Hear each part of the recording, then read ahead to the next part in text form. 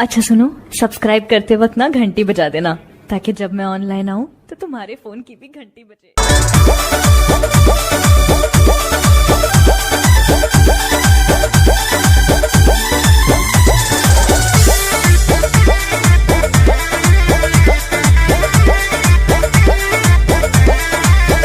हमरा मिलल बा मरद नचनिया सखी, सुन कहतानी कर रहनिया सखी।